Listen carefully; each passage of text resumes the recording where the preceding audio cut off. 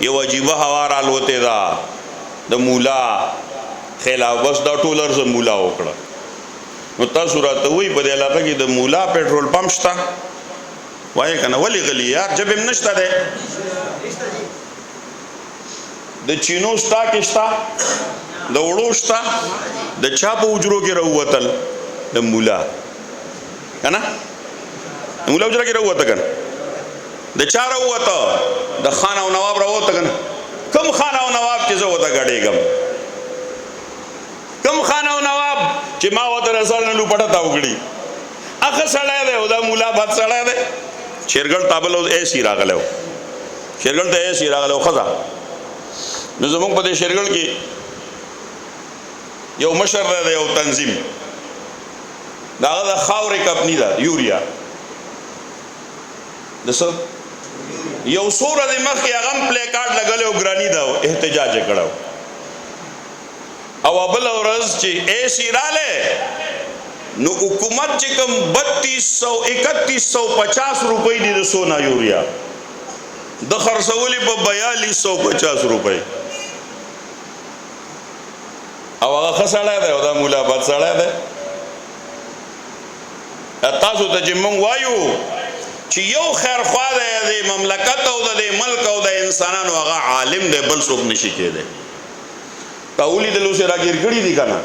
نو چې چا وی غله دي په هغوی کې 7 غله راووته. دې سره به څه کې چې یو پلار بچو ته وایي غلا مه کوئ، غلا مه کوئ، په بډه باندې پیاز راوخیږي په جومات کې، بیا به ورته څه وایو؟ تا ولیده؟ دا د عالم کردار دی. خفه کېږئ مه مسلمانانو، دا یاد لرئ چې څنګه د عالم دلته پاک دی، دقه رنګې به د الله په دربار کې قیامت کې پاکي. دې مولوي صاحب له موږ څونه اړه ورکوو، زه تاسو لږ سوچ وکړئ په دې خبره.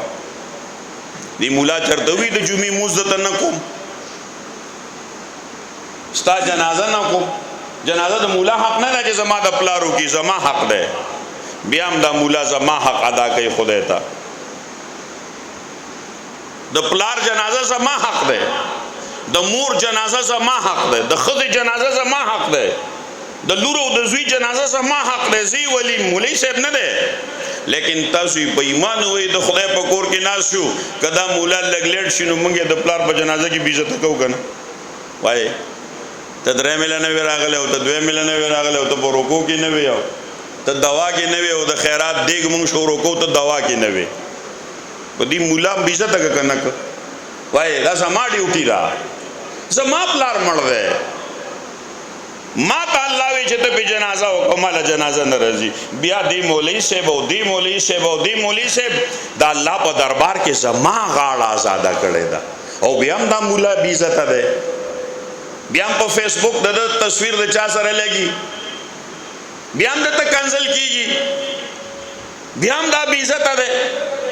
ما د الله عرش ته خېجئ، د جنت لباس را کوي، دا ماله خان نه را کوي. که خان کوي وایي که نه؟ خان را کوي، نواب را کوي، سردار او چودھری را کوي. دا چا زه لایق کړم؟ دا د مولوي صاحب لایق کړم. دا د مولوي صاحب کردار دی، هغه پوره کوي. څونه په حیا عزت زما دی لور ته صادر په سر کو، وایي که نه؟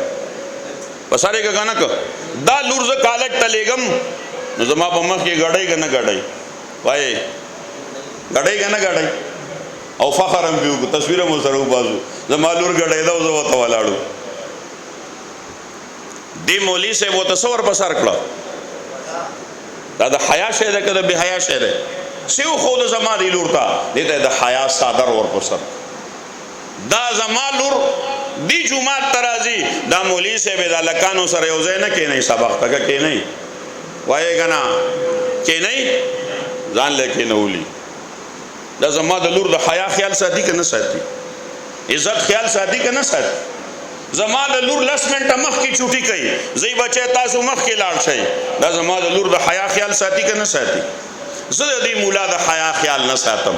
که دا خبر راته الله مخې ته ودرئ چې عاصمه دې مولا خو ستا د لور د عزت خیال ساته، ستا د لور د حیا خیال ساته، ستا لور ته د حیا صادر ور په سر کړو او مړه په جنازه کې تا د مولا بې عزته کړو، په واده کې دې بې عزته کړو، په دکان کې دې، په مجره کې دې بې عزته کړو.